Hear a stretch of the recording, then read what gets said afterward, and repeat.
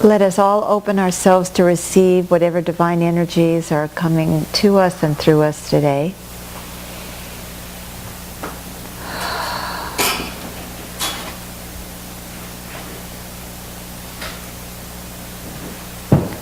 So that together we can become and energize the collective vortex of change necessary for the next step in our evolution, the evolution of the planet, the healing of God.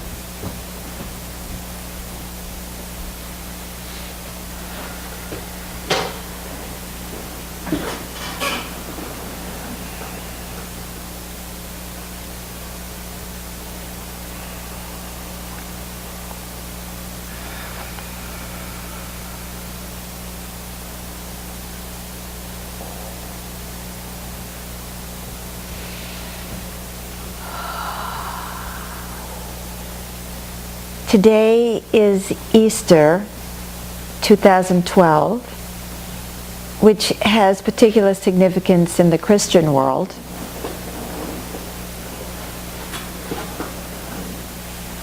And in the Western world, which has been highly influenced by Christianity and the culture of it. And I would like to speak very briefly about the significance of Easter. And I'm not bringing it up from a religious perspective, because I myself am not Christian, but nevertheless what the symbolism of this is, and what we can all bring from it, and what this has to do with becoming integrated and overcoming the domination of ego. This morning, something happened in our little household. Do you mind if I share? No problem. Because you have no idea what I'm going to talk about. The will of Allah be done. Okay. There you go. Allah Akbar.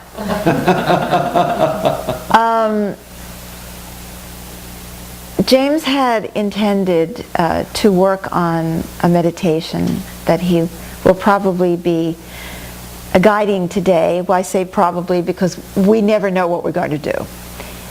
We just, whatever you say, God. But he had some idea in his mind about what time he had to wake up in the morning. He didn't set the alarm, whatever. I woke up and I kind of touched him and I said, James, look at the time, and his first reaction was something like, well, I was careless about setting the alarm and now I'm late. It was like that. And I just this pain went through me when I heard that. And my first thought was, you mean after months of CBC, this is the best you could do? Can I use the excuse I just woke up? And it isn't that it's not true on some level that he was careless. But instead of being the observer, oh, that's interesting, I wonder why I didn't set the alarm to wake up whatever time I thought I needed to. It was the immediate criticism, the immediate judgment, the immediate anger, and I was cringing inside. I thought, I would hate anyone to ever talk to me that way. And and then I thought about all the possible reasons. I thought, well, maybe, and I said to him, maybe you needed the sleep. And he said, no, that was it. There was no opening to maybe I needed the sleep. Maybe God really didn't want you to get up at whatever time you thought you were supposed to get. And then it was, I said to him later, maybe you don't need that much time to work on your meditation. Maybe you don't need to prepare a meditation. Maybe there won't be a meditation. All the other possibilities were not there. The only possibility was that he needed to get up at that time and he didn't do it and he was a bad boy. And that was it. And I knew we were going to have a lousy morning. Because how is he going to be with me if he's already angry with himself? I mean, he already hates himself. what's going on? And it just, and I thought this has got to have something to do with Easter and becoming integrated. Because my attitude is, well, why did this happen? Gee, I wonder what the grand design was in why this happened. And so I don't have the answer to that question, but I hope to get the answer now that I'm speaking. But there are things that are fairly obvious. Easter is a part of the transition from the Old Testament to the New Testament in the Christian world. And, what was the evolution of God in that process? Now, I grew up with the Old Testament. We didn't call it the Old Testament. We called it the Bible because I grew up Jewish, and there wasn't anything but the Old Testament. That was the Bible. And for some people, that's not even recognized as a Bible at all in the Old Testament or the New Testament. But just thinking about it from a planetary consciousness perspective, I thought this is the transformation from that scolding, angry God to the compassionate God. And yet we crucified that. Isn't this the whole thing we're trying to do here? Moving from the ego-dominated world where everything is fear. I thought about God in the Old Testament. Now, there are probably Jewish scholars out there who would cringe to hear me speak this way because they know much better than I do what's truly in the Old Testament, or they've studied the Talmud and all of that. But that doesn't matter to me. I was a little girl growing up in Queens. I don't care what esoteric Judaism says. In my world, Judaism was the God, Jehovah, who was quick to anger, slow to appease, and if he didn't like you, he'd smite you, and he would test you, and life was tough. And what you had to do is you went to the synagogue and you said, "Oh God, you're so great. Oh, you're so great. You're so this." It was always about how great. Every prayer was how great God was. And I'm thinking, what's so great about this world? What did you do so right that I should praise you for this? But you really had to do it, and it was scary. I mean, God was a scary dude. And to me, Christianity was scary too, because they were always trying to get the Jews. So, there was no safety. And ultimately the Muslims didn't like us either, but we didn't like them. So, the world is a fragmented, ego-based universe where everybody is right and everybody's fighting everybody, but we're all killing each other in the name of God and torturing each other in the name of God, or we're the victims of God trying to appease God. And what's to like? And no wonder I gave up God as a child. I just thought, oh. And then so I had a really bad association with Christianity, because wasn't it the Christian Nazis who killed 6 million Jews, not to speak of gypsies and communists and gays and anybody, and Russians and all of that. Where did all this aggression come from? And so I didn't have a real good idea. And the Spanish Inquisition, you know what I mean? It's like, burning people. So I didn't think of Christianity as the kind, sweet path, to enlightenment either. I think many people were relieved when yoga and Hinduism came in, and there was something else to attach spirituality to other than that mean God. And Buddha as well. And Buddha. And that very rigid, sin-filled Christianity, which I never could understand what Jesus, who was supposed to be this really sweet dude, had to do with this fire and brimstone kind of Christianity either. It all seemed so distorted. I mean, what did this have to do with what I experienced as the divine? And interestingly enough, when I finally had an experience with God, it was so completely different from anything that I had experienced in religion of any sort. There were no rules. There was no sin. There was no vengeance. I think it's the ego masquerading as God. That's what I would say. I mean, if there's anything that God resembles, it's the ego.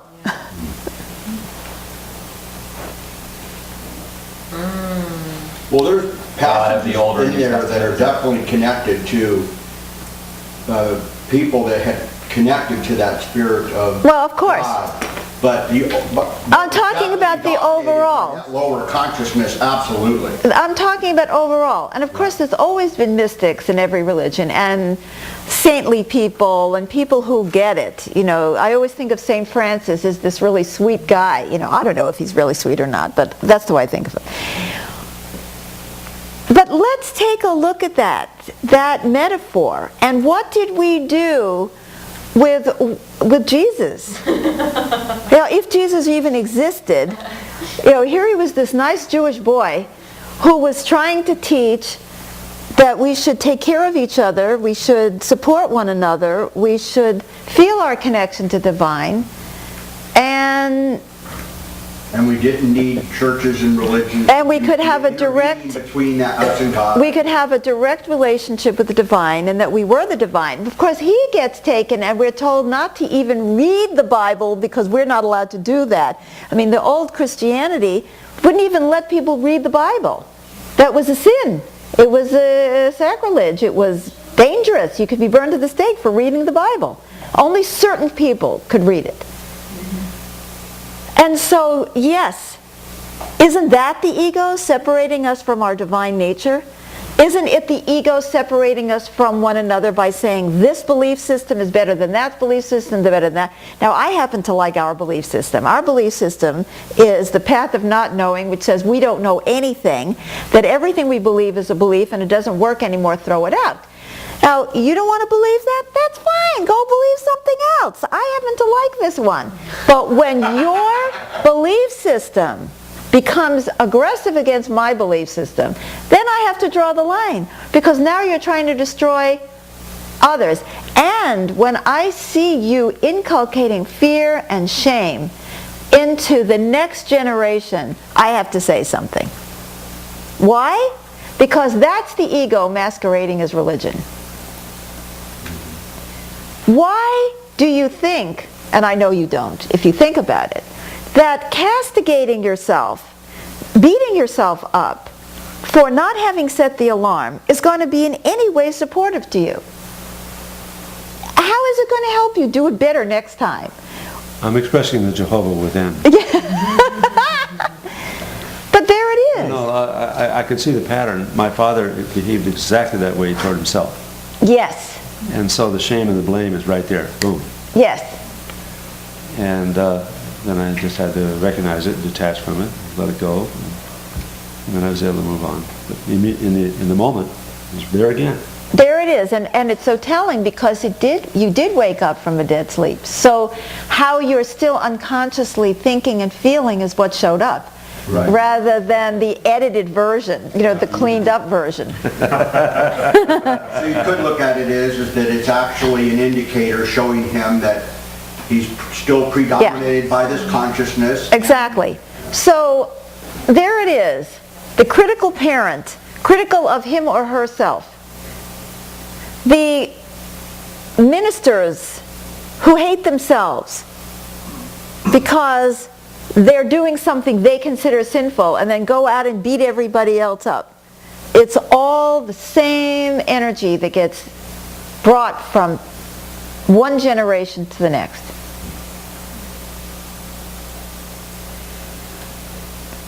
Let's break that pattern now. That is the ego masquerading as spirituality. Now, why is the ego the way it is? We talked in Ego Instinct Evolution about how the ego is formed as the awareness of individual existence, and that it is born out of separation. And I've talked about this over and over and over. That means that the ego without separation doesn't know who it is. And we posit the possibility of the ego's evolution. And it can and does evolve, and we know that it does. And the reason that we know it does is because it already has. And how do we know that? Because we are clustered together for mutual support. And we have gotten the important message which is none of us can thrive if the whole isn't thriving. And that is diametrically opposed to the natural state of the ego in its immature iteration, in its immature state. The ego is born in infancy, and it comes out of the survival instinct. It is, I have to take care of myself. And it has no awareness beyond that. And it clings to that because that is its distinct identity. I will take care of me regardless. And yet we have been learning, even though it's difficult, that if we are any of us to get better, we must all get better. If any of us is going to thrive, we are all going to have to thrive. I think about the infectious disease. The best way to protect yourself from an infectious disease is not to have anyone else being infected, because it will go from one person to the other. If nobody has an infectious disease, you won't get it. You know, we stamped out smallpox, for example, at one time by wiping out smallpox in the population so that there's no one to catch it from. That's the way it is. It's so obvious, isn't it? Yes, you may have somebody who has an immunity to smallpox. Yes, you might have one individual who has an incredible immune system who can stand up to every possible infectious disease. And you know, you may be that one, and more power to you. But that isn't me, and that isn't most people. Most of us are weak. We are susceptible. And by keeping our environment clean, by keeping those infections gone, we're all safe. Or by building up the collective immunity, that we are born with a certain immunity. All of us. It's so obvious. And yet, from the ego's perspective, the important thing is, I'm going to get the one shot there is that's going to stop me from getting the disease, rather than I'm going to focus my attention on how to stop everybody from getting it. I can put all of my money into having air purifiers in every room of my house and never be able to go out or open a window, or I can put my energy into cleaning up the environment. I mean, which makes more sense? Now, I may have to use my air purifiers now in order to be able to breathe so that I can put my energy into cleaning up the environment. It doesn't mean that we shouldn't take care of ourselves in the meantime. I'm not going to starve myself today because there's world hunger. You know, then that's useless and futile. But the concept is we need to change the world to change ourselves. That's what we were been talking about over and over and over, and we worked on this again yesterday. Just the fact that we have come this far in Consciousness Boot Camp and that we're hanging in there with each other. We are seeing the changes that take place with people when there's enough of a vortex of change from the collective. We know that it's true. We're getting it. We want to spread the word, even though we get a little clutched. We know we need to do something about our planet's health, about our planet's food system, about everybody's eating. What good does it do me to be the only healthy person on the planet when the person who's supposed to come, fix my plumbing, build my house, drive the bus, teach my children is sick? My needs are not going to get met because they're not well. They can't do their job. And it's not just on the physical plane. How true it is on the mental emotional plane. If I'm perfectly content because I have reached some level of personal salvation and I'm off the wheel of samsara or whatever the heck it is, but the guy driving next to me is so screwed up that he takes cocaine, he's still going to hit my car. I may be off the wheel of samsara, but I'm also dead. Maybe that's a good thing. But do you see what I'm saying? On that level, there is no way out, because the person who's serving me lunch at the local restaurant, if he or she is angry, can piss in the food. on the table because they're so mentally distressed. If the doctor who's doing surgery on me got drunk the night before, I don't care how elevated my consciousness. This is the transformation, the recognition that we are only going to thrive as individuals in a thriving whole. And in order for us to get that, our ego, which is dedicated to myself, needs to grow up and stop dominating me. My higher consciousness needs to be in charge. My wholeness needs to be in charge.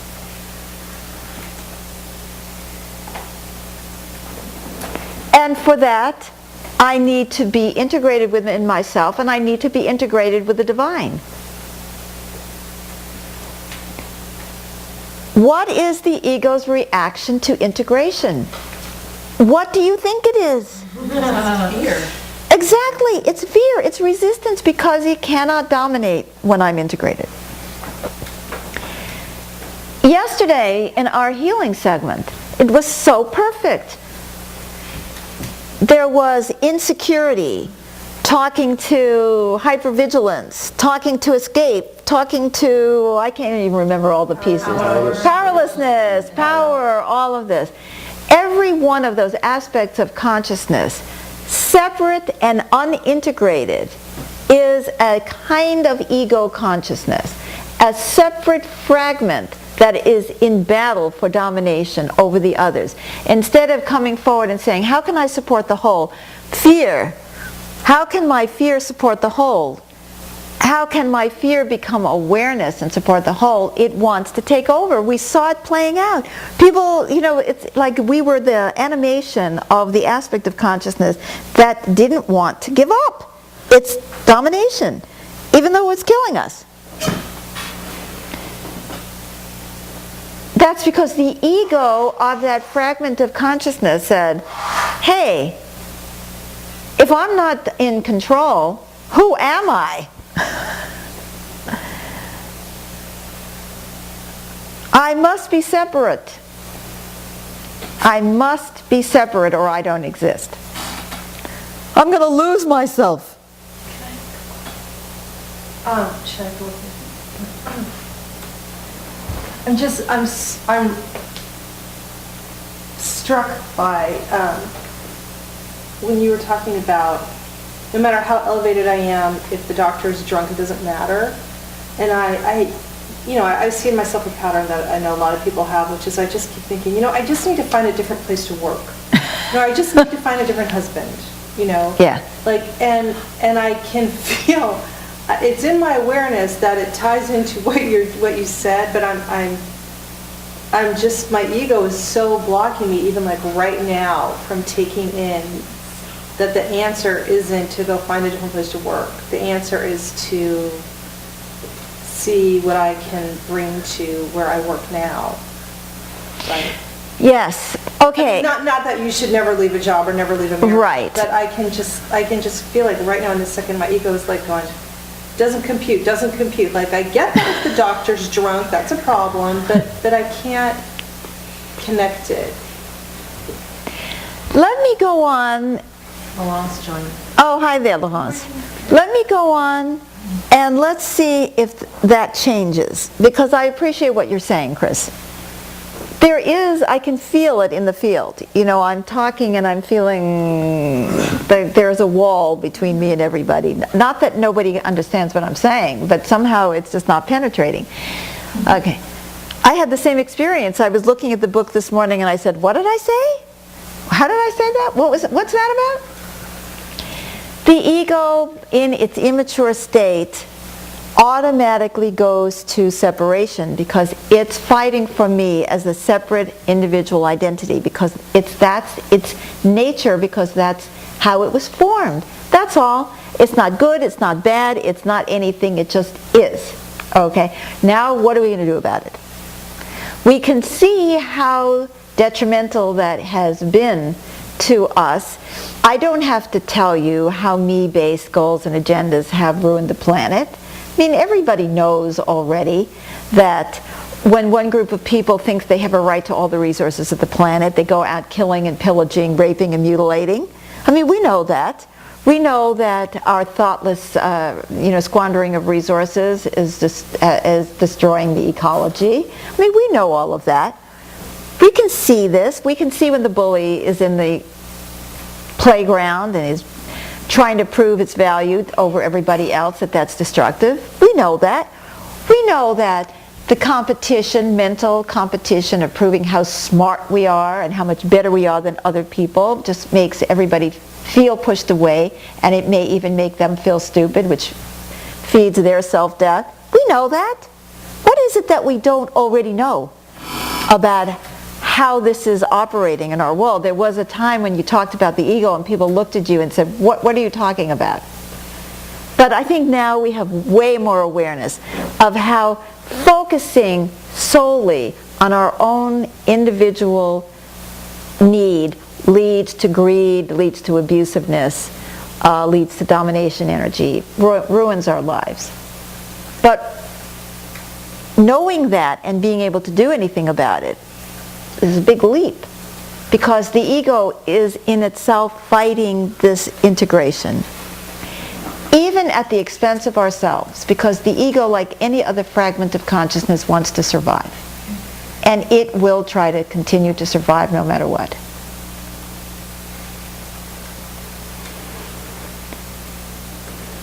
That's why we have to keep working with it. That's why we are trying to re-educate it. That's what the entire Living with Reality book is about, in a sense, is the evolution of the ego. It's the re-education of the ego. It is reminding the ego, you are not going to survive if I don't survive. We're not going to survive unless we start shifting our consciousness. It's like talk sense to your ego. We talked about in our very earliest talks about the ego as just a 2-year-old throwing a temper tantrum. Well, you would not let that 2-year-old run the planet, would you? You would make some effort to educate it. And that's what we're trying to do. But understand that when we get to this platform, becoming integrated, the ego starts to fight full bore. Self-awareness was bad enough. But the ego can use self-awareness as an excuse to beat ourselves up, so it's still in charge. And remember something about the ego: even though it's out there for our survival, it doesn't do it in benevolent ways. I think the James example this morning was so perfect. The first thing the ego did to him was to say, you were careless. I carelessly forgot. Judgment. This is a survival mechanism that he learned as an infant. And even though it's destructive to his soul, to his being, that's what he's carrying. So the ego, which is born to take care of us, to protect us, does it in some very damaging ways. And there's a lot in this book about how that happens, why that happens. But let's say that was the culture in his family and he absorbed it as being the way to go, or he internalized that voice, or that was God and you had to appease God. After all, God is more powerful than we are, so if you have this terribly judgmental God and you want that God to be on your side and protect you, then you have to take it on. Yes, God, you're right, I am a worm. Beat me up. Ugly. And so, ironically, in the effort to protect ourselves, we're destroying ourselves on an emotional, on a spiritual level. So the ego is fighting integration because it is threatened in the essential way by integration. Whereas when we were doing the self-awareness platform, the ego could still get in there and beat us up. Now, I didn't recommend that. That isn't the idea of self-awareness. It's like saying, oh, that's interesting. Oh, that's interesting. Oh, that's interesting. I wonder why. I wonder why. I wonder why. But there is lots of shame that came up. That does block self-awareness. But hey, the ego can grab onto anything. The ego can take awareness and turn it into, I'm going to get you. I see what you're doing and I'm going to get you. I'm going to prove what a shit you are. I'm going to make you squirm, or whatever it's going to do. So the ego takes awareness and turns it into ego. The ego takes self-awareness and turns it into ego by turning it into shame, or defensiveness, or resistance, or anything else. But what can the ego do to integration? It's in trouble. Well, I mean, what's it going to do now? Look how much effort we have to make to keep reminding ourselves that we need each other. Now, come on, guys. Is this a mystery? We ended yesterday with that. Look how many hours it took us to get through that. I need you, I need you. We've only done this every month. For now, how many months have we been together? 7 months already? And how many years? And how many centuries on the planet people have been trying to teach this message?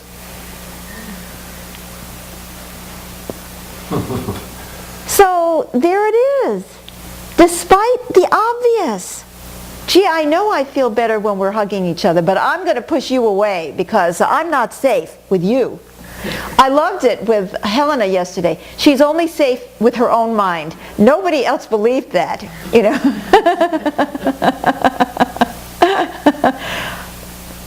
I've got my mind to keep me warm. Yeah. Yeah, and I've got my ego to keep me warm. So why is it so difficult? I mean, even on that simplistic level of integration, of feeling the connection to one another. I mean, geez, Louise, what does it take? What does it take? And what about integration in ourselves?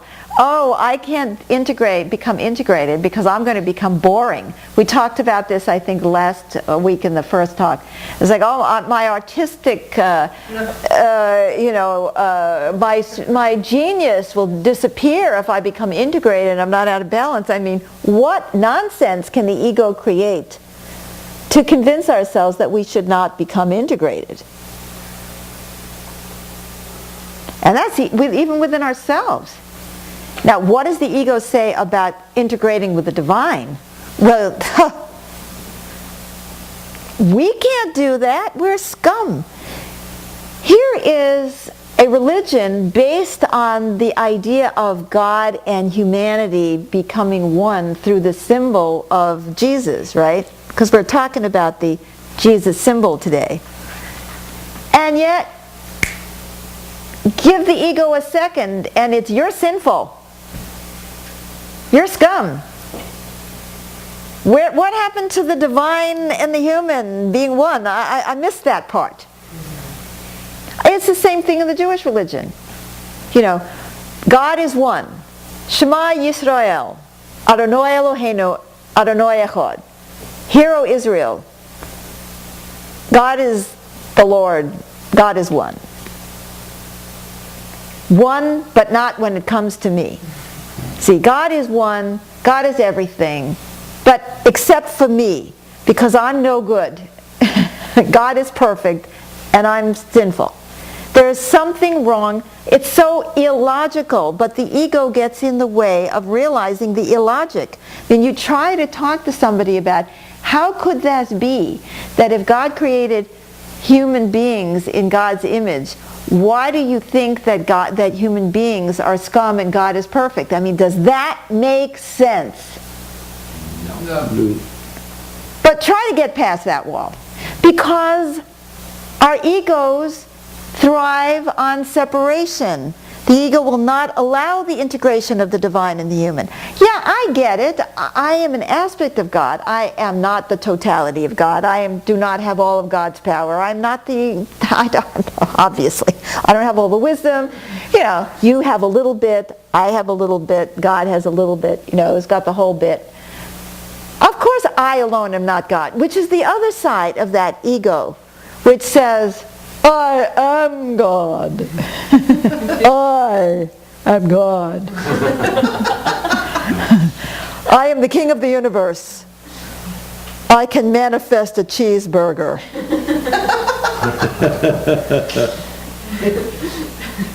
Where is that cheeseburger? Or this is cute. I just had this image.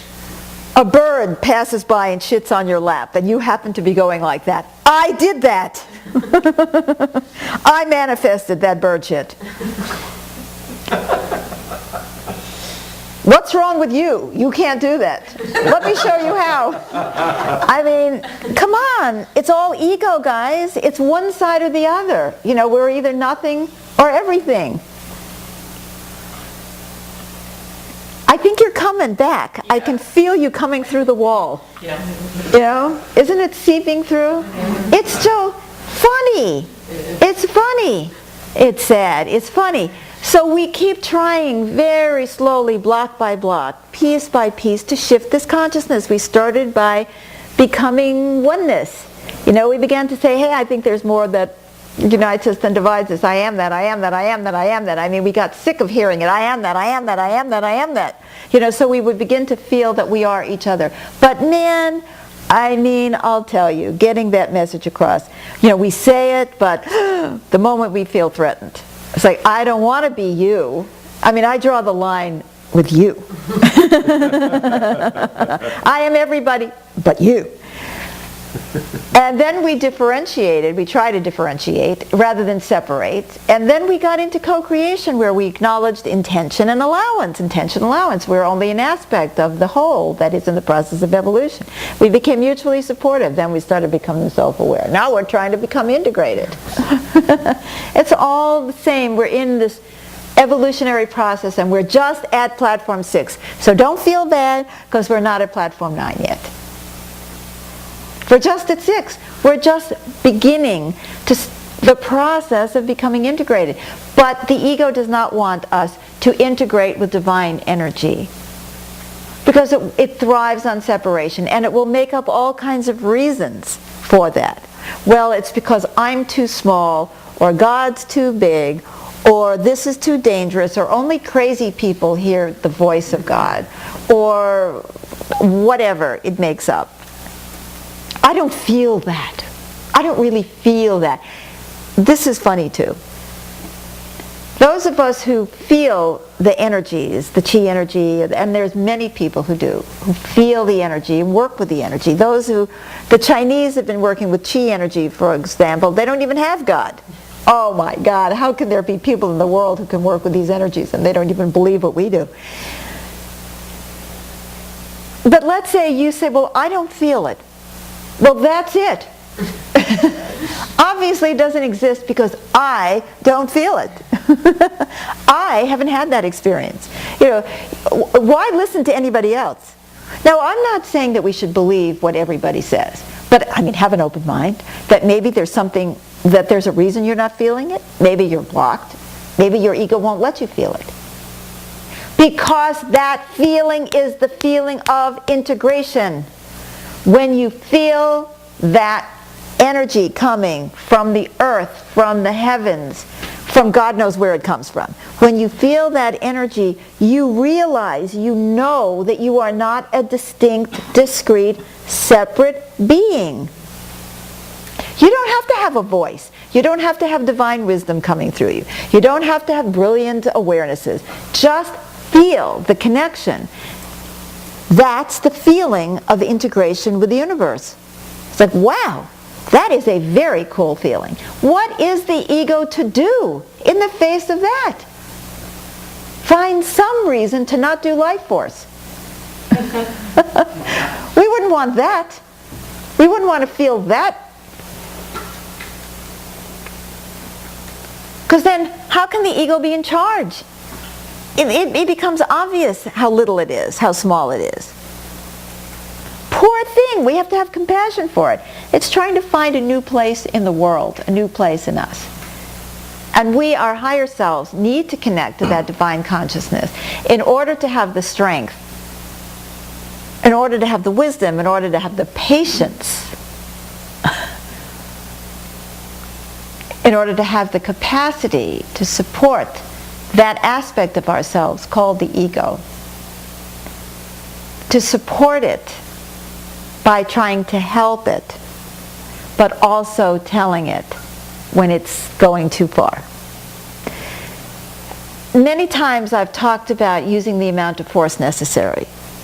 Chris brought up a question this morning, do I go back to my job and bring consciousness there, or am I always looking for the fix? Only divine guidance can tell you when it's time to stay and when it's time to go. But usually that has to do with something internal anyway, about what our transformational moment is, which we'll talk about more in Platform 8. But we do need at times to use force, but it's only the amount of force necessary to stop a bad behavior, and we talked about this before. You cannot let the 4-year-old child beat up the 2-year-old. You just have to stop it, even if it's just holding its hand. You don't slap it, you stop it. You do what you have to stop that. And immediately move into an attempt, at least, to be compassionate and be supportive. Why are you doing this? Try to go to understanding. If you let that 4-year-old keep beating up on the 2-year-old, what does that 4-year-old learn? That it has a right to hurt others. That its ego can hurt others with impunity. Right. No consequences. The 2-year-old is realizing that it feels worthless and has no value. Exactly. I was going to get to that. Just give me a chance. Sorry. Okay. And then what are we teaching the 2-year-old? That there is no support. That it's on its own. That either it has to grow up to be a bully so that it can then be the one who dominates, or it believes that it has to just take it for whatever reason, because it doesn't have the strength to fight back, or because it needs the love of that 4-year-old, and if it confronts the 4-year-old, the 4-year-old won't love and protect anymore from the others. There's many messages. The message is, I don't have value or I'm unlovable. But I want to talk about just that power dynamic. So we're always teaching. We are always teaching. We are teaching by our actions, we are teaching by our words, and we are teaching by our inactions and by what we allow. We cannot let the ego dominate.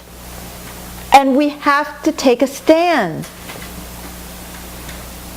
And even though the ego is within us, and even though the ego tends to dominate us, we can still take a stand and say, I see this. And I'm going to do everything in my power to stop this. And I'm going to do everything in my power to support you. And I'm not going to support you by allowing you to run the planet. Because all that's going to do is create shame, which is going to create in the ego even more need to pretend that it knows what it's doing. Because don't we do that? The more havoc we raise and that we create, the more problems we create, the more we have to justify it. Haven't we seen people going through, I can't be loving now because I wasn't loving yesterday, because then if I'm loving now, I'm going to have to face how unloving I was yesterday? We're just talking about this. Well, think about the ego. Think about the ego coming into awareness of all the destruction that its domination has created on the planet, but we've allowed it. We, the whole, have not stopped it. This is what I'm calling the inner revolution, is when we take a stand and say no. But we don't do it in a violent way. We do it with the consciousness and the awareness that we have achieved already, hopefully, by Platform 6, and that we are continuing to develop.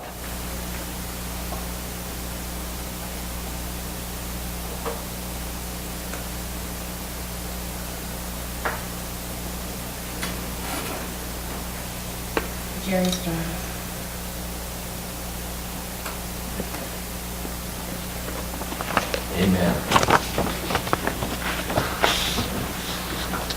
Becoming integrated.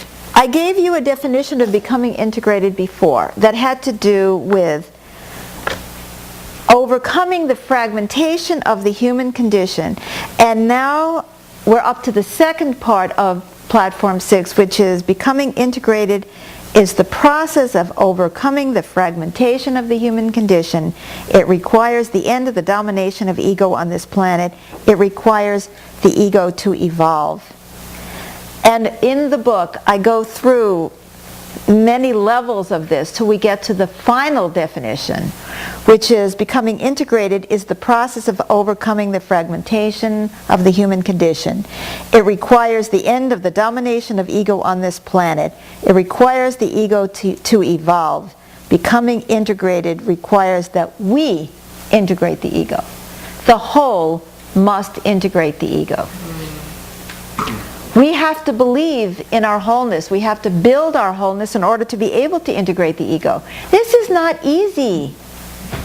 From a state of being out of balance, we cannot integrate the ego. If I am being dominated by the fear of money, for example, a fear of insecurity, how am I, in that out of balance state, going to integrate anything? Do you see how tricky and difficult this is? Somehow I need to become more integrated in order to integrate the ego, which is blocking my integration. How the hell are we supposed to do that? Well, practice Platform 6. It's amazing. We can't do this. Now, part of it is going through the process of, we get it. It's not the ego's fault. We recognize the games. So the awareness becomes the first step. How do we know that we're in our egos?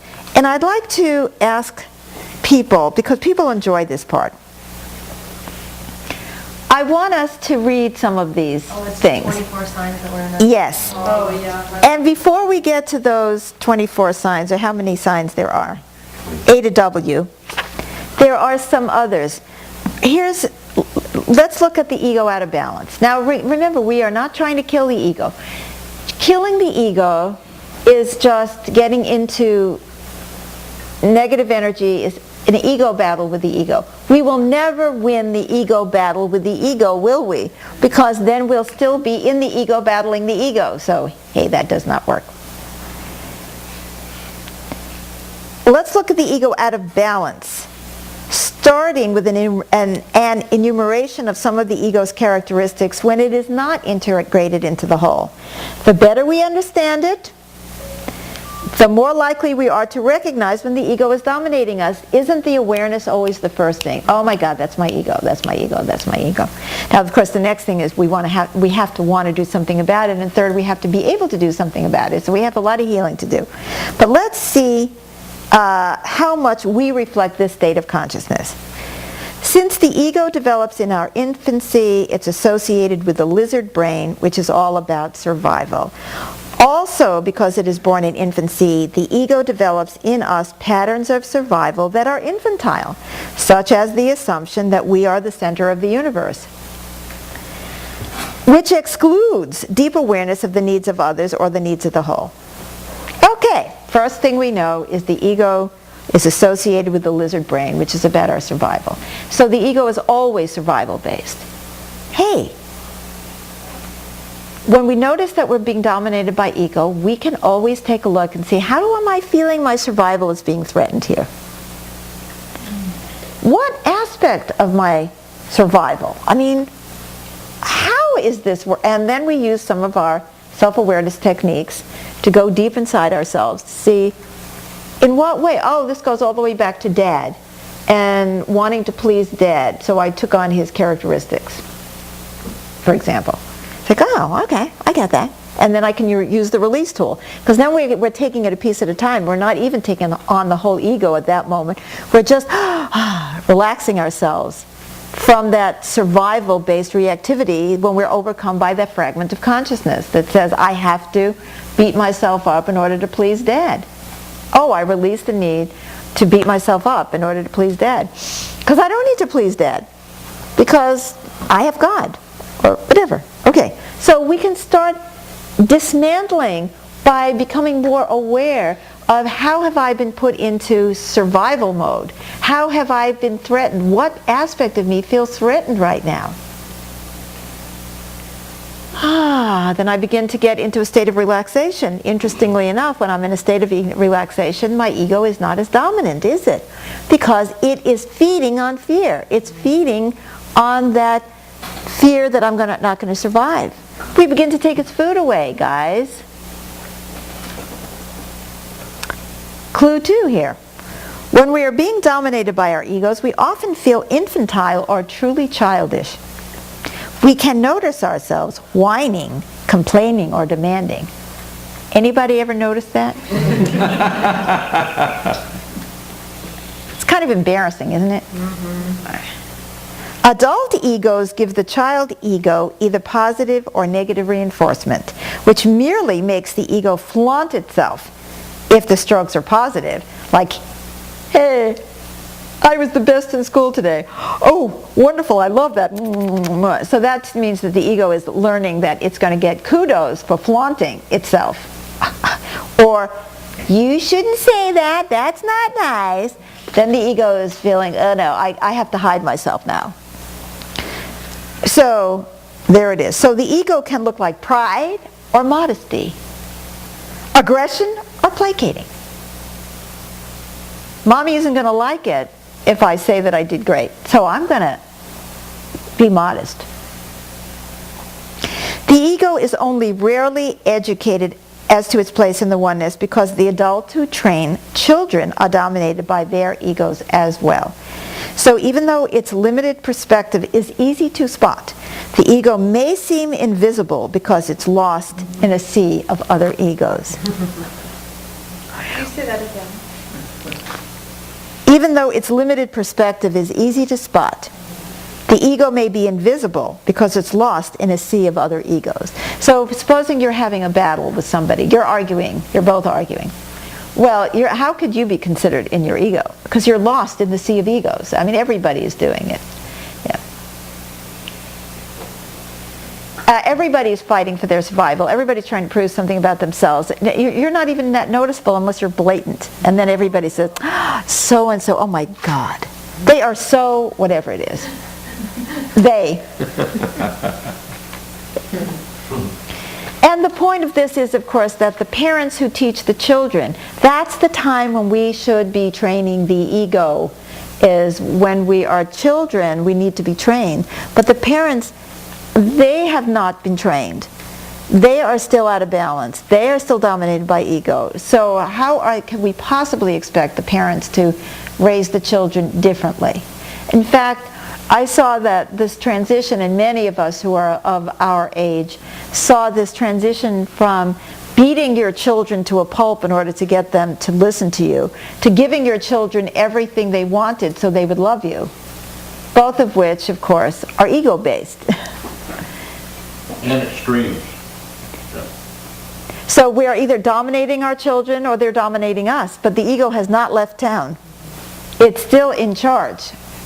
So we develop a whole generation of people who have entitlement issues versus having people who have been beaten down and silently seething, or not so silently seething. Okay, now here are some additional thoughts, feelings, or attitudes that indicate that the ego is in charge. And I think people enjoy that. So who would like to come up and read one? Let's get the line up so we don't have to spend a lot of time. Just people enjoy this. Let's do it, and it's so fun. It is. Because it's so us. Oh, and by the way, one of the ways that we know that the ego is evolving is that we're sitting in a program that talks about us, that does not focus on us personally. It's like, oh, I want to be in individual counseling because it only focuses on me. Well, that is important. Individual counseling has value, which is why our peer counseling now, I'm so thrilled that people who can't afford counseling will be able to get free counseling. But we also understand that if we don't change the way we are educated and the way we interact, it's very, very difficult. You cannot practice mutual support in a world that doesn't practice mutual support. So the very fact that we're doing Consciousness Boot Camp tells us that we're already catching on, and that our egos are beginning to get it, that we are going to be happier, that we are going to survive, we are going to thrive if we are all different. And so our existence is the proof of the evolution of the ego, and as James always says, that's my story and I'm sticking to it. That's right. The other thing I thought of is how many times have we received like the marketing advice to change the way that we position what we have to people, and it's all been about appealing to the ego, and we don't do that, like over and over again. Oh, that the stream does not do that. Yeah, the Consciousness stream Boot Camp. doesn't do it. The Conscious Boot Camp is like, do you hear the call to higher consciousness? It's like, you know, it's not like you'll have better relationships, you'll find the man of your dreams, you'll be richer, or whatever, right? And even the testimonials are kind of like the state of being in grace with reality as it happens. It's not like, you know, it's not like, Right, I got married, you know, in Conscious Boot Camp. Right. So I think that shows something, too. It does, And it if you're does. reading the flyer to the August retreat, it's like appealing to us, right? And what is it? Is it like, let's make higher consciousness a fad? I mean, that's not like, you know, it's not to the ego. No, it's not. So, yay. It's not. All right. Okay. Maybe we could just pass the book to the people on the line. Yeah. Pass it down. We'll Pass it pass down. it down. Yeah. Okay, these are You additional... wanna- When you're reading, it would be, if you could just sit in the chair there, maybe? Yeah. So, Okay. We'll leave the That's book. Okay. The face over then there. we have the microphone. Oh, okay. Yeah, that's good. Okay. Great.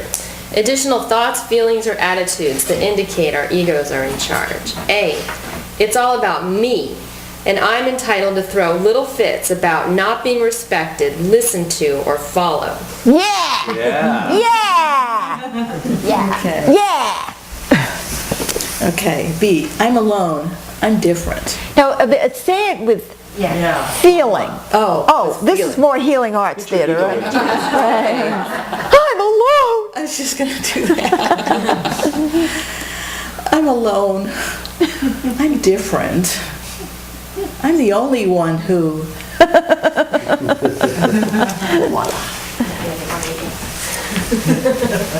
Everything has to be done my way. That was C. Say the letter so the next person knows what theirs is. D. There's nothing wrong with me. The problem is him, her, them, it.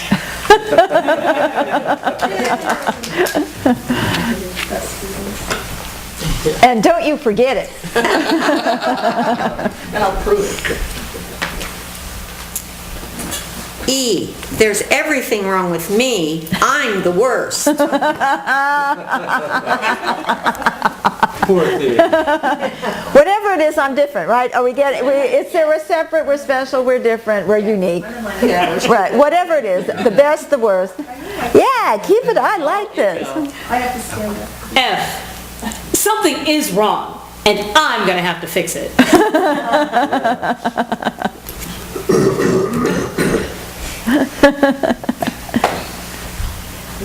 Something is wrong, and I'm the one who's suffering. Oh, What letter? What letter was that? G. gee. Okay. Oh, H. Something is wrong, and it's all my fault. Yes, it is. Yeah. Something is always wrong. I. Nothing is wrong. If it means confronting someone or something, or if it means I have to change or lose something that makes me feel uncomfortable, important, or safe. Nothing is wrong. Nothing. Gotta stay safe.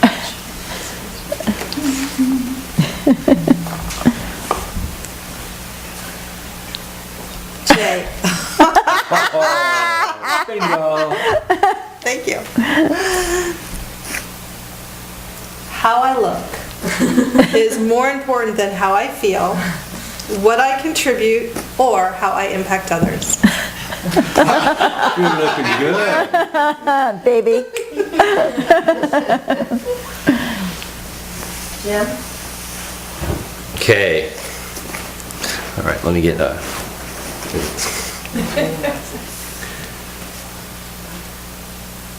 How I feel is more important than reality. How I feel is more important than reality. I resonate with that.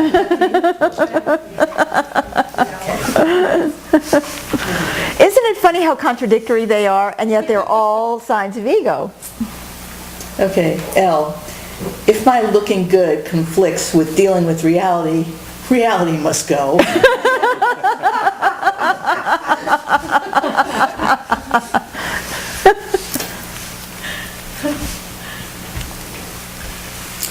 M.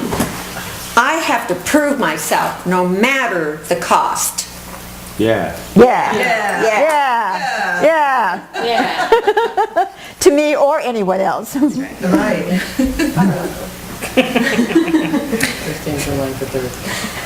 And my safety comes first. Even if that makes me a coward, or a bully, or apathetic.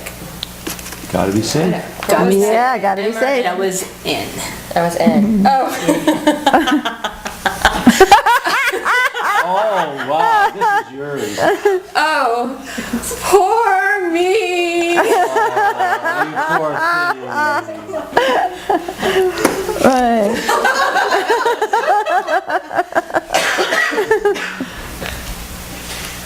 Okay. I'm a shameful being who should just hide, withdraw, or withhold. Yes, you should. Yes. Shame on her. Shame on you. Yeah. Oh. I like this one.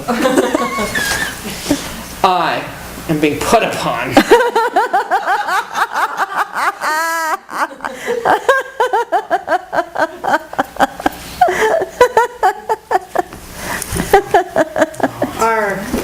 You don't understand.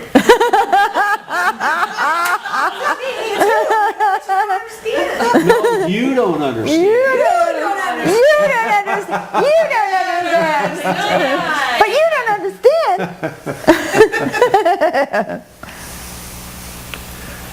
Life is stressful, and it's not me. I didn't have anything to do with how stressful this is. Right. It's everyone else.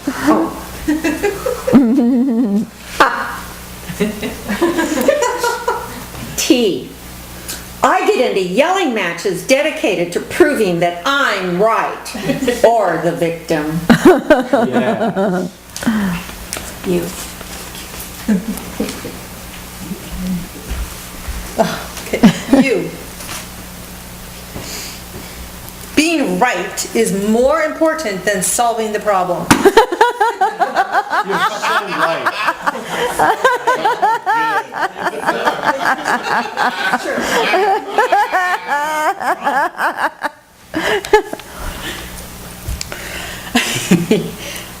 I reinforce my ego by fighting with other people's egos instead of trying to resolve differences. Good strategy. Yep. Yay for your ego.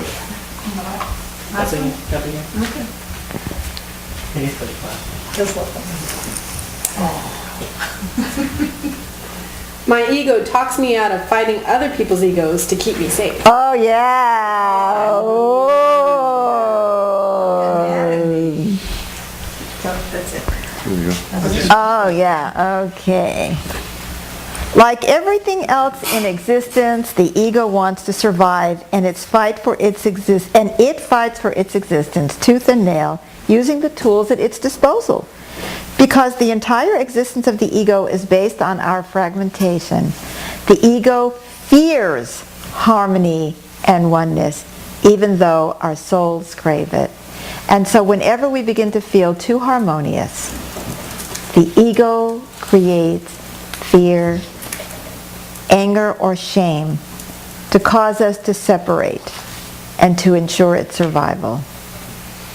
Could you read that one again? I was just going to say, I think you mean just that last sentence, right? Went away. And so whenever we begin to feel too harmonious, the ego creates fear, anger, or shame to cause us to separate and to ensure its survival. This causes us to be negative towards ourselves, one another, and life itself. And let's think about this again. Look at what we've seen. How often has there been a backlash? We were just talking about this yesterday. Like I was pointing out to Christopher about, feeling connected to the family, and then suddenly, boom, everybody's wrong. Roz, feeling connected, immediately going off to, having an experience of oneness with the Healing Arts Theater, and then disappearing for several years. This is what the ego does, because it's afraid of losing its control. Do you want to share the Raging of Fear book? That seems a nice follow-up. Okay, and so in the Old Triple I Foundation, I channeled it's funny to say I channeled it, I wrote it, whatever it is, came to me, a statement of commitment. And it said, in it talked about, remember I talked about intuition, intervention, integration in our workshop before. And this is the block 2, integration. Raging and fearful, we experience ourselves as real. Aligned and harmonious, we fear we would lose ourselves. It isn't we who will lose ourselves in the harmony, it's only the ego. I think we have seen over and over and over and over and over that the more we work together harmoniously, the more we become empowered, the more real we really are, the more our individual nature actually blossoms. And yet the ego will continually give us the contrary message. Oh, you are losing yourself. I think Rosie expressed that yesterday.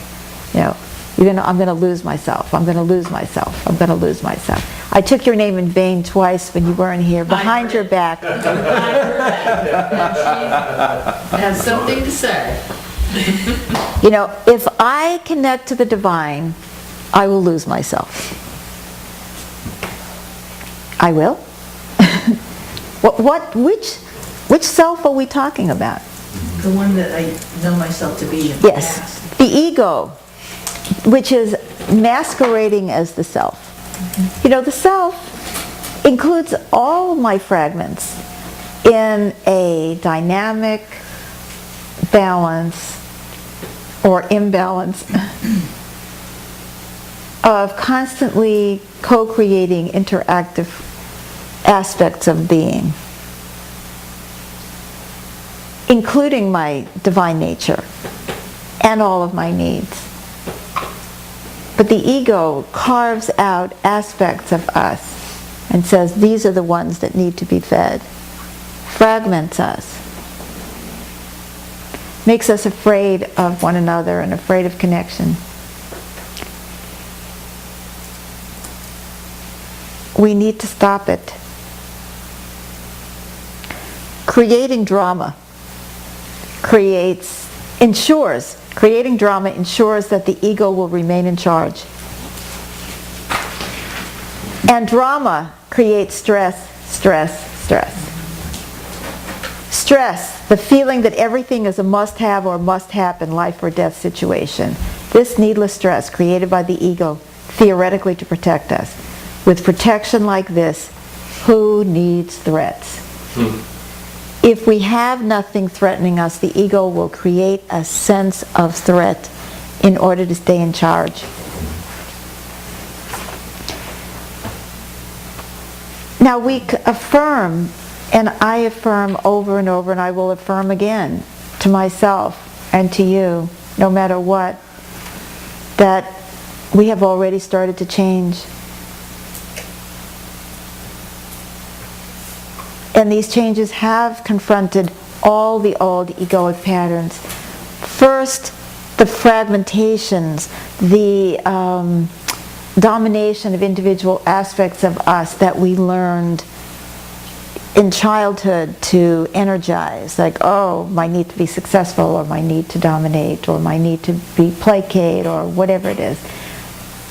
My need to eat so that I don't feel. Because if I felt, then I might say something. If I said something, my mother might be unhappy. You know? There is an old survival pattern that has to do with food. And each one of these patterns we've been slowly looking at through our whole process. And now we're looking at taking on the process itself of self-protection at the cost of integration and wholeness, which is where the ego lies and where its power lies.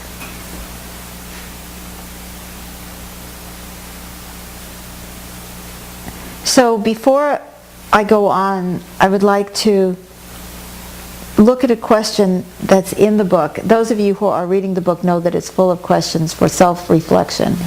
And I hope that, I know that you guys are going through the book fairly quickly in order to keep up with CBC. But you also, hopefully, are on Living with Reality book study calls. And that you're also going to take the time to study the book and to ask yourself these questions, because the book in itself becomes such an assistant to your consciousness. The question that comes up here before we take on the ego itself is, how have I been confronting my ego throughout this book? And just think for a moment about how you've been confronting your ego throughout the book, throughout Consciousness Boot Camp.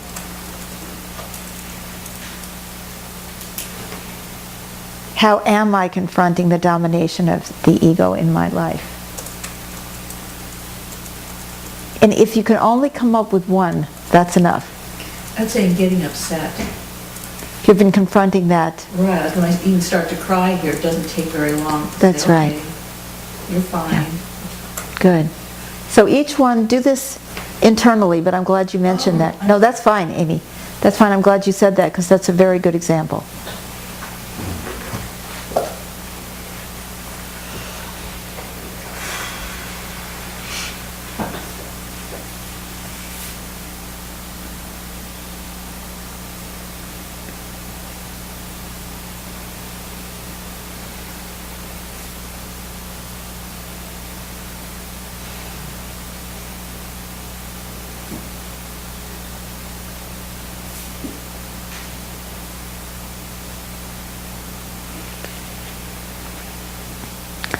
We have already started to change, and each of these changes has confronted the old egoic patterns.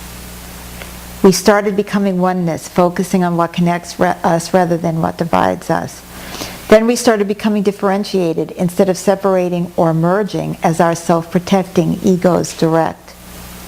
Then we started understanding intention and allowance and becoming co-creative rather than believing we are either powerless or all-powerful, both ways that the ego defines and separates us. Then we started becoming mutually supportive, understanding that when we contribute to the whole and identify the whole, our needs are better met.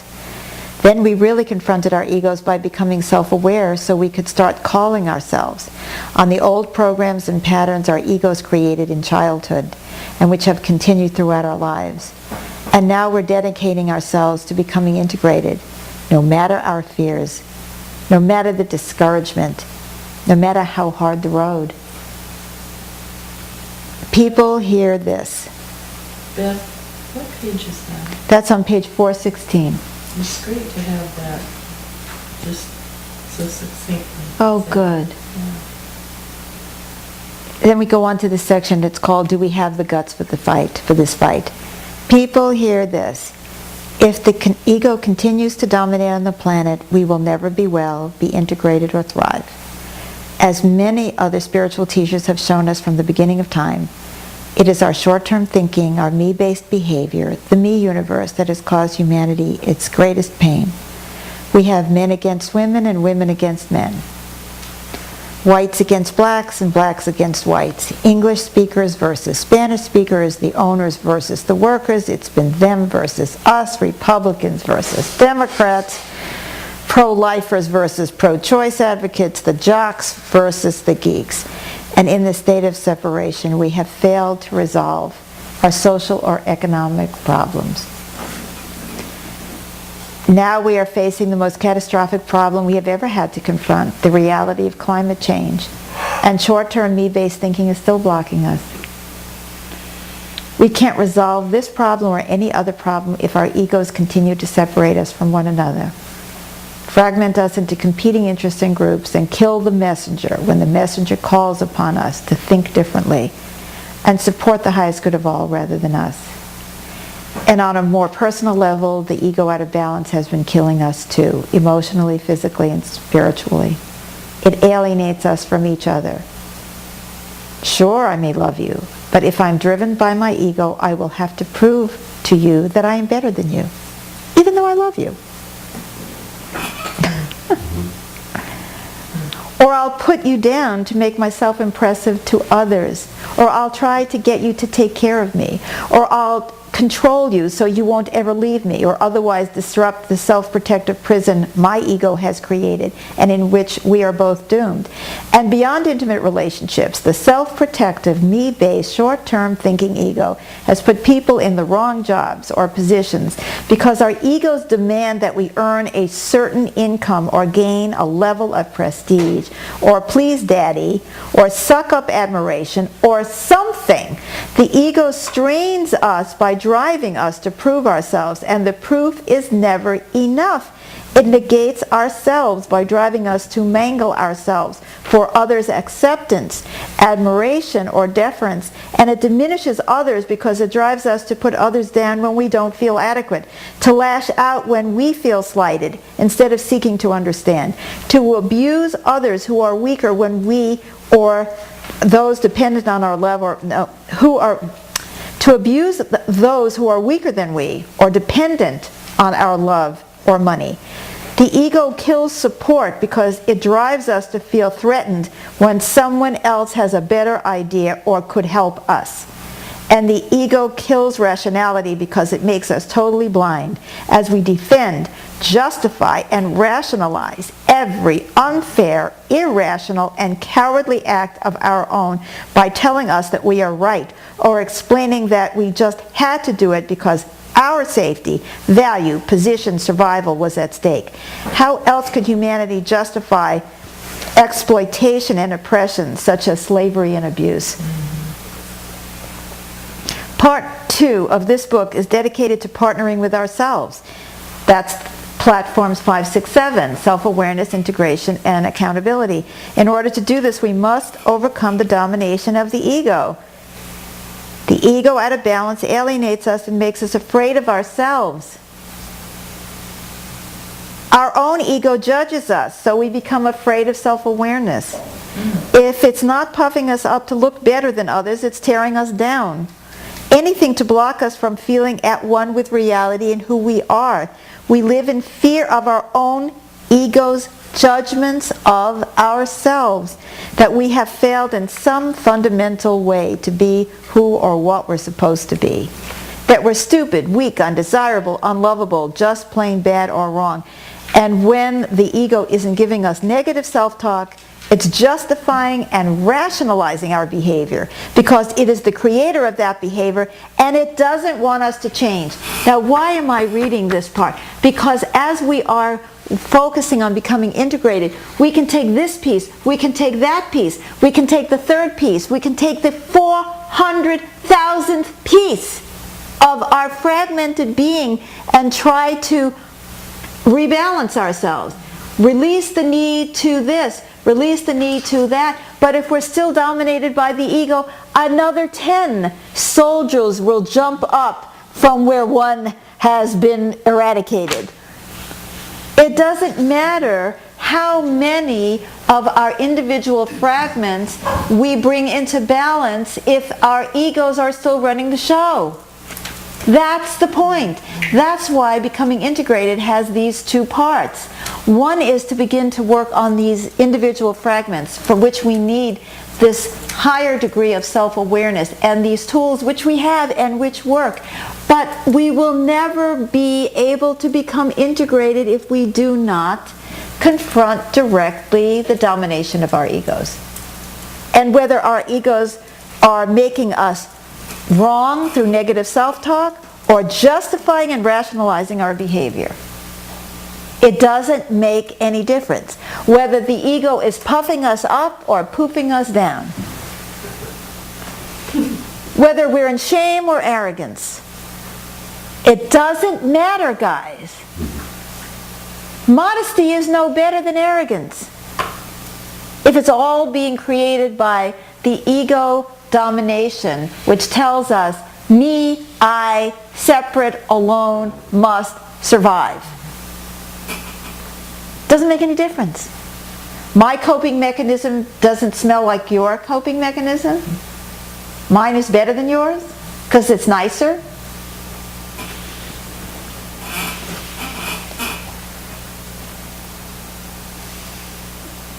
And for this, we also need not only that awareness, but we also need the integration with the divine. And we've talked about how the ego is really afraid of divine consciousness. And we also know that it isn't the ego's fault. So let's look at some of the steps to becoming integrated. And these are laid out in the book. Becoming integrated is the process of overcoming the fragmentation of the human condition. Not of me, not me, myself, and I. It's the human condition. It's that fragmentation. It requires the end of the domination of the ego on this planet. It requires the ego to evolve. And to do this, we are going to commit every moment of every day to release the need for the ego to protect us. Because it doesn't. And this is on page 423. And then we release the need to pretend the ego is protecting us, because pretending that the ego protects us only protects the ego's ego. So for example, you have been in a situation where you said, but Beth, you kept sending me into the arena to get my head blown off. And I said, yes, I did. Why? Because the ego was telling you that crawling up into a corner and muttering under your breath was protecting you. But it wasn't. It was only protecting the ego's ego. It never built you. It never gave you strength. It never gave you real satisfaction with yourself because it wasn't based on anything real. You didn't get to feel like, wow, I just overcame my fear. Wow, that's a good thing. You don't go into battle to defeat your enemy. You go into battle to overcome your fear. It doesn't matter whether you defeat the enemy. What enemy? It's just you in the mirror. It's just somebody else being dominated by their ego. You don't defeat that. But when you become more integrated and you overcome the domination of your fear, you have changed not only yourself but the universe of which you were a part. You are helping the other being to come into a place of integration. Because we know, remember the first talk I talked about how we tend to polarize. You're going to carry one end of the pole and I'm going to carry the other end of the pole. So you're going to be this one and I'm going to be that one. And when I integrate, amazingly, you are much more likely to be able to integrate yourself because you don't have me to fight. And so you're more likely to be able to take a breath. I'm not saying you're going to, but it's a chance. But if I keep coming polarizing, it's going to encourage your ego to come after me. So in that moment, not only have you overcome your fear, and do you feel good about yourself, maybe for the first time in your life, to really feel your own integrity, but you've also created the opportunity for the other person to come into more integration. And wow, the whole universe becomes more integrated. Because this is the human condition.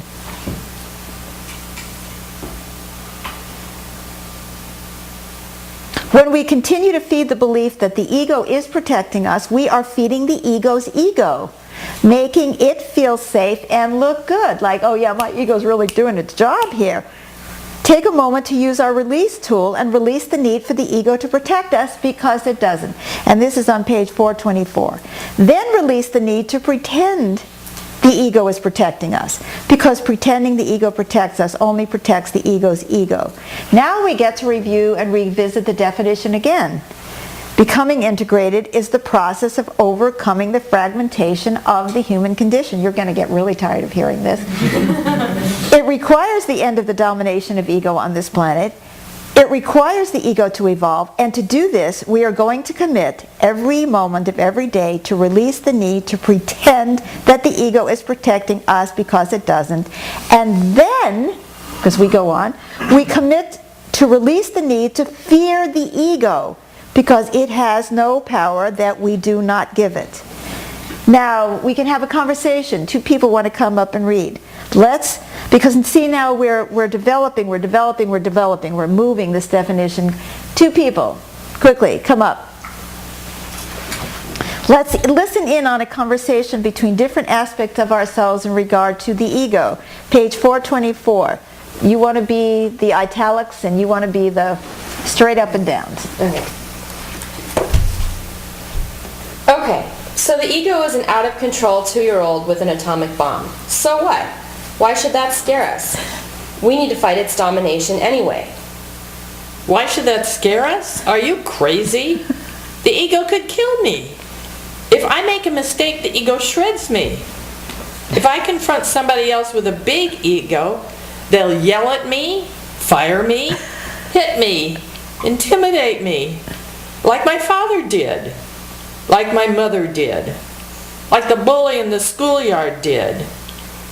The ego might physically wipe me out, like they did to JFK, or Gandhi, or Martin Luther King, or Malcolm X, or Bobby Kennedy, or Jesus for that matter. Or it can just marginalize me, humiliate me, cut me out of human society. So, the ego might kill you. So what? What do you mean, so what? Are you crazy? Not at all. I am not crazy. The ego is crazy, and those who listen to it and let it dominate our planet are not only crazy, but also suicidal, colluding in the destruction of our souls and our world. If we are going to save humanity on the physical, emotional, and spiritual planes, we are going to have to stand up to the domination of the ego, no matter what. Ouch. I said I wanted to be integrated. I didn't say I was willing to die for it. Whatever it takes.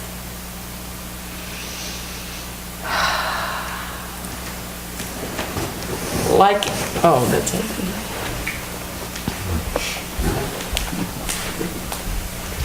Like any bully, the ego rules by fear. In stage 1 of becoming integrated, I pointed out that any need that dominates us knocks us off balance and destroys integration. Just in this way, if we fear the ego, whether it's our ego, the ego of an individual, or the ego of a larger collective such as a mob, a community, a nation, if we fear the ego, we will give into the ego over and over. This merely puffs it up, emboldens it, and blocks us from the integration and the natural well-being that integration brings. There it is. You know? Feed the bully, and you got a bigger bully. We can do better.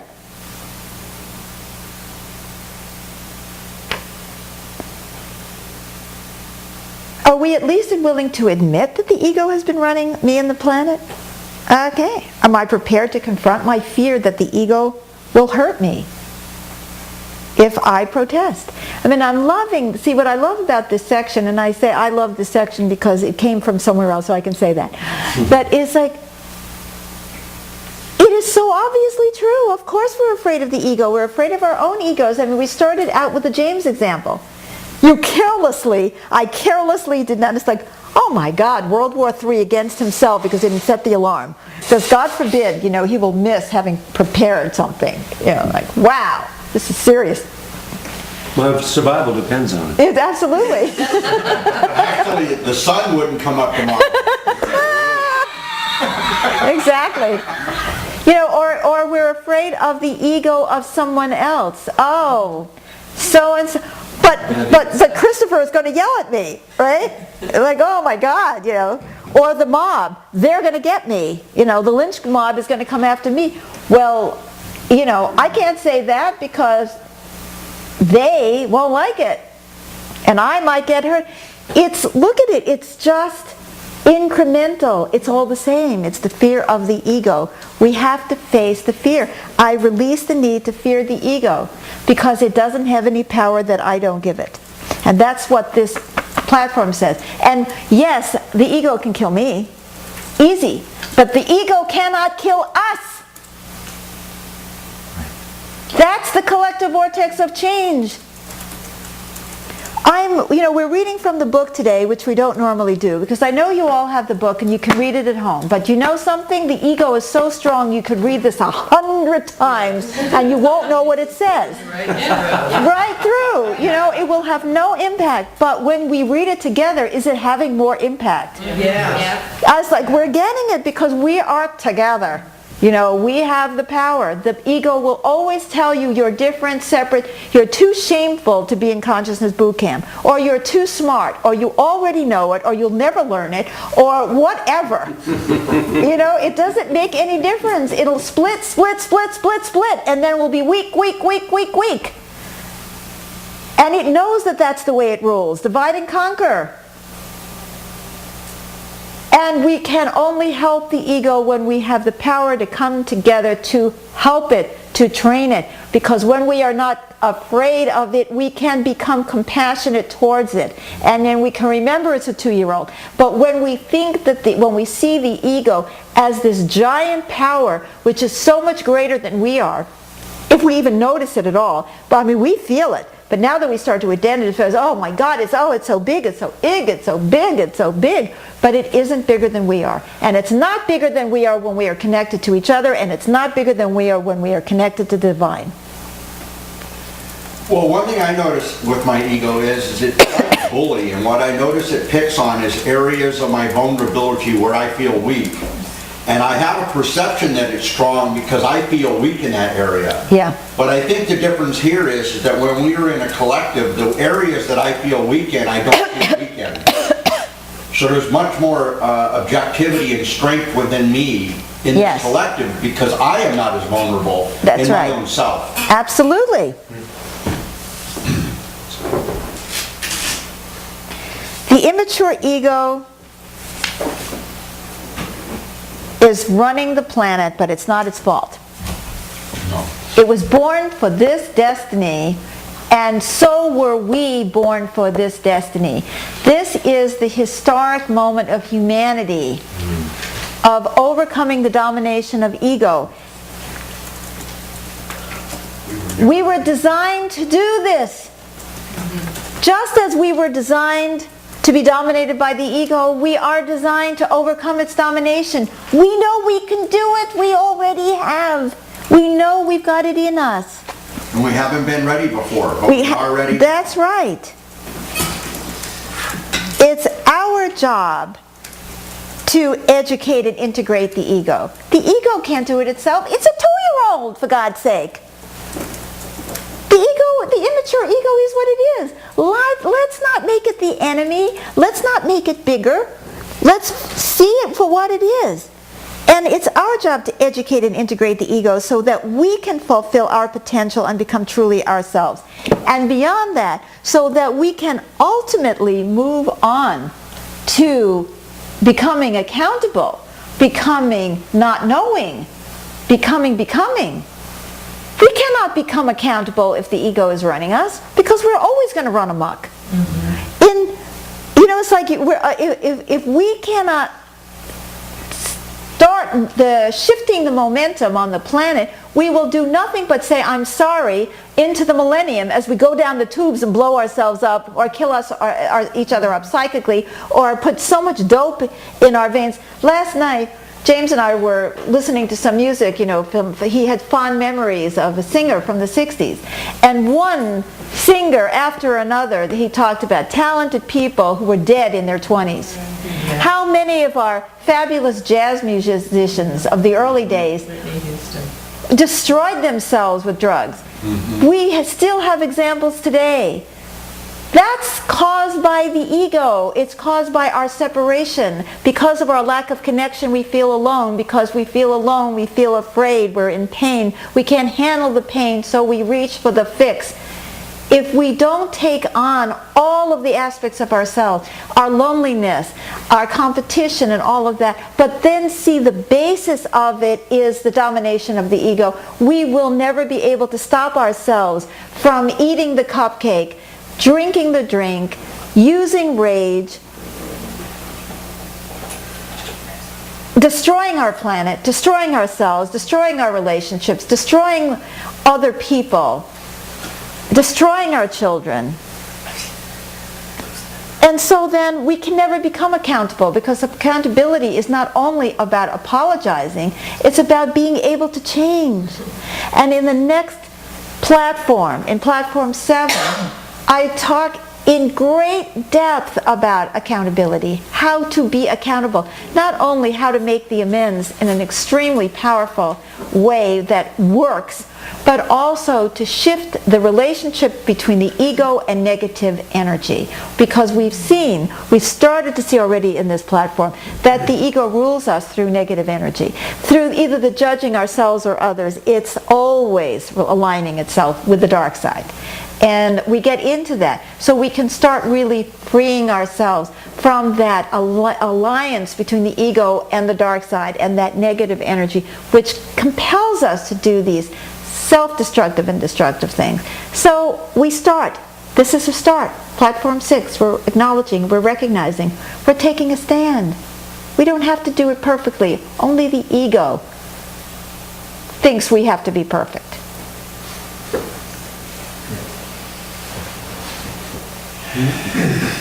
And that will allow us to start really having command over ourselves, be able to regulate the flow of our energy, allow us to live in a freer way, becoming not knowing, and then allow us to become agents of the higher consciousness, which can heal our planet.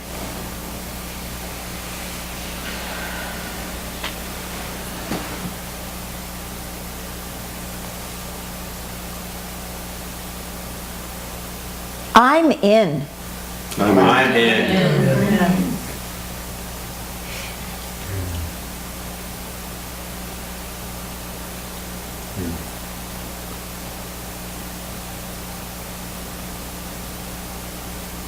This is the revolution. The real one. It will change everything.